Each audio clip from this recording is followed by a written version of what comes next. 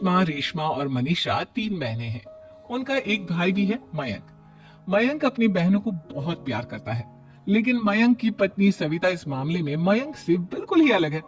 वो अपनी ननदों का जितना बुरा कर सकती है उतना बुरा करती ही रहती है और अपनी ननदों पर हुक्म भी चलाती है।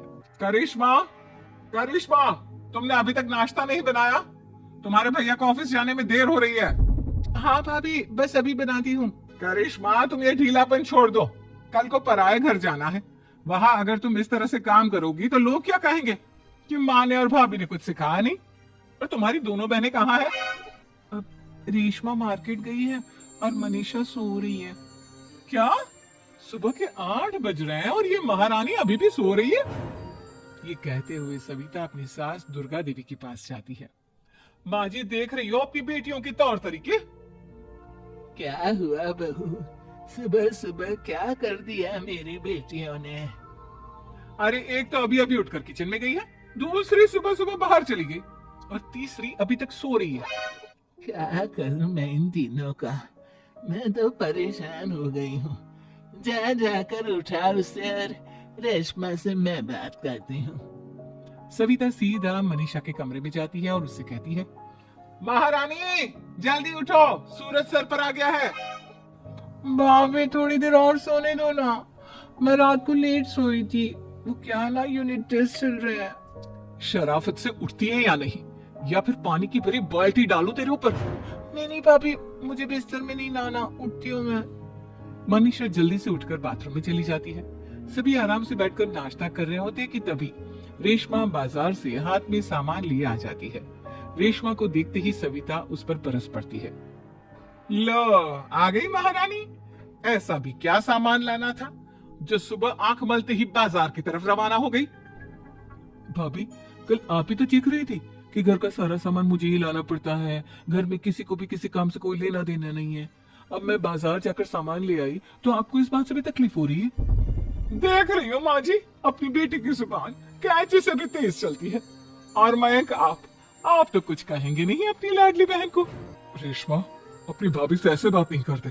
चलो माफी मांगो। भैया, मैं क्यों माफी मांगू? आप भाभी से बोलिए ना कि हम पर कम हुक्म चलाया करे।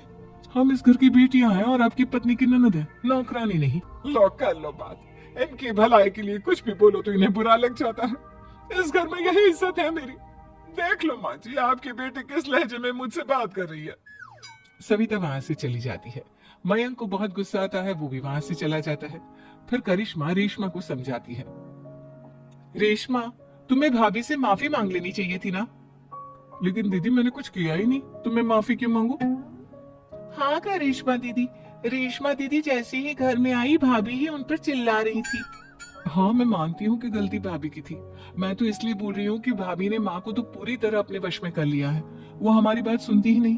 मयंक भैया हमारे लिए हमेशा खड़े रहते हैं, इसलिए उनकी बात का मान तो तुम्हें रखना चाहिए था ना। कोई फायदा नहीं दीदी, कुछ दिनों की बात और है, भाभी उन्हें भी हमारे खिलाफ भड़का देंगी। फिर वो भी माँ की तरह हमारी किसी बात का विश्वास नहीं करेंगे। इसी तरह सविता अपनी तीनों ननदों को किसी न किसी बात पर परेशान करती रहती थी। एक दिन मयंक अपनी तीनों बहनों के लिए गिफ्ट लाया। करिश्मा, ये तुम्हारे लिए हार का सेट, रेशमा तुम्हारे लिए सुंदर सी ड्रेस, और मनीषा, तुम्हें किताबें पसंद है ना, तुम्हारे लिए किताबें लाया हूँ। थैंक यू भैया। थैंक यू भैया। थैंक यू भैया। करिश्मा, तुम्हारा नेकलेस कितना सुंदर है, ये भैया कहाँ से ले आए होंगे? मैंने भैया को 3 दिन पहले फोन पर ये डिजाइन दिखाया था और आज भैया ये ले आए। सविता तो अपनी ननदों के गिफ्ट्स देखकर जल गई और करिश्मा का नेकलेस तो उसे भी बहुत पसंद आया था। अपनी बहनों के लिए कितना अच्छा नेकलेस लेकर आए हैं, मुझे कभी कोई गिफ्ट नहीं दिया। मैं आज ही ये हार चुरा लूंगी। रात में सविता करिश्मा का हार चुरा लेती है और इसी तरह उसे अपनी ननदों की जो भी चीज अच्छी लगती वो उसे मांगती नहीं, बल्कि रात के अंधेरे में चुरा लेती। इसी तरह दिन बीतते गए और सविता ने मयंक के दिल में भी उसकी बहनों के लिए नफरत पैदा कर दी। एक दिन मयंक ने करिश्मा और रेशमा के लिए रिश्ता देखा और ये बात उसने घर में सबको बताई। माँ, करिश्मा और रेशमा के लिए बहुत अच्छा रिश्ता आया है, वो लोग कल इन्हें देखने आ रहे हैं, आप और सविता मिलकर सारी तैयारी कर लेना। ये सुनकर करिश्मा और रेशमा खुश हो जाती हैं, लेकिन सविता सोचती है, अगर इन दोनों बहनों की शादी हो गई तो घर और बाहर का काम कौन करेगा? मनीषा तो एक नंबर की कामचोर है, उससे तो किसी बात की उम्मीद लगाना ही बेकार है। मुझे इस शादी को रोकना होगा। अगले दिन सभी लड़के वालों के स्वागत की तैयारी करने में लगे होते हैं। तभी मयंक अपनी बहनों से आकर कहता है, तैयार हो गई तुम दोनों? देखो दोनों लड़के बहुत अच्छे हैं, मैं कोई कसर नहीं छोड़ना चाहता, इसलिए तुम उनके सामने अच्छे से बिहेव करना और अपनी भाभी से लड़ने मत लग जाना। करिश्मा, तुम वो नेकलेस पहन लो ना जो मैं तुम्हारे लिए लाया था। भैया मैं बहुत देर से वो नेकलेस ढूंढ रही हूँ, लेकिन मुझे मिल ही नहीं रहा। क्या तुमने नेकलेस खो दिया? तुम्हें पता भी है वो कितना महंगा था? तुम कोई काम ढंग से नहीं कर सकती। मयंक गुस्से में वहां से चला जाता है। थोड़ी देर बाद लड़के वाले भी आ जाते हैं। वो दोनों बहनों को पसंद कर लेते हैं और रिश्ता पक्का हो जाता है। लेकिन सविता के दिमाग में तो कुछ और ही खिचड़ी पक रही थी। वो पंडित जी के पास करिश्मा की कुंडली लेकर जाती है और उन्हें पैसे देकर करिश्मा की कुंडली बदलवा देती है। जब लड़के वालों के पास करिश्मा की कुंडली जाती है तो वो दुर्गा को फोन करते हैं।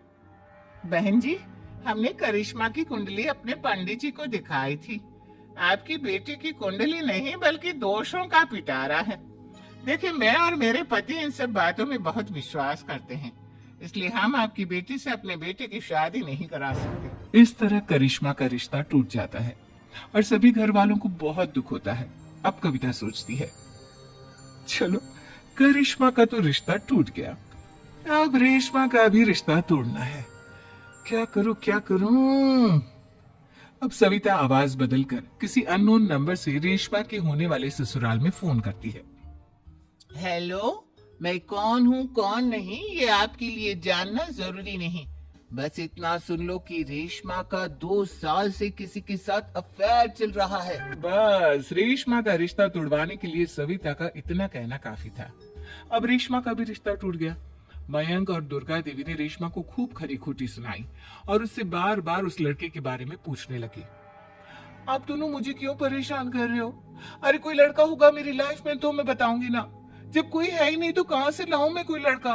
तो तेरे होने वाले ससुराल वालों को फोन किसने किया था? माँ मैं नहीं जानती किसने फोन किया था, मैं सच कह रही हूँ। मैं तो पहले ही कह रही थी इसकी लगाम खींच कर रखो, लेकिन मेरी सुनता ही कौन है।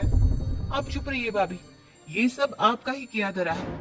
अब तीनों बहनों को विश्वास हो जाता है कि ये सब उनकी भाभी ही कर रही है। तीनों बहनें अपनी भाभी को सबक सिखाने के लिए एक वकील कर लेती है और घर में हिस्सा मांगा। देखो भैया, माँ बाप की जायदाद में जितना बेटों का हक होता है उतना ही बेटियों का, इसलिए इस घर के 4 हिस्से होंगे और हमें अपना हिस्सा चाहिए। मैंने तुम्हारे लिए क्या क्या नहीं किया और तुम इस घर में हिस्सा मांग रही हो? भैया, आप और माँ हम बहनों की कोई बात नहीं सुनते हो और भाभी हमारी शादी नहीं होने देगी क्योंकि उन्हें लगता है कि आप हमारी शादी में ज्यादा पैसा लगाओगे और उन्हें हम जैसी फ्री की नौकरानी कहाँ मिलेगी। तो हम भाभी के साथ तो रह नहीं सकते, हम बहनों को अपना हिस्सा चाहिए। अरे तुम्हें शर्म आनी चाहिए अपनी भाभी पर ऐसा इल्जाम लगाते हुए। वो तुम्हारे बारे में कितना सोचती है। हाँ माँ, भाभी हमारे बारे में बहुत सोचती है। दिन रात बस यही सोचती रहती है कि किस तरह से अपनी तीनों ननदों को परेशान करूं और कभी मुझे पढ़ने भी नहीं देती। दोनों बहनों का रिश्ता भी तो इन्होंने ही तोड़वाया है और रात में हमारे कमरे में आकर हमारी चीजें भी चुराती है। इसी तरह सविता की तीनों ननदें अपनी बात पर अड़ी रही। अब कोर्ट में तारीख भी शुरू हो गई। जब सविता को लगा कि उसकी तीनों ननद इतनी आसानी से नहीं मानने वाली, तो उसने अपने पति और सास को सारी सच्चाई बता दी और अपनी तीनों ननद से माफी मांगी। मयंक और दुर्गा को भी अपनी गलती का एहसास हो गया। अब सविता खुद करिश्मा और रेशमा के लिए अच्छा रिश्ता ढूंढती है और उनकी शादी करवाती है।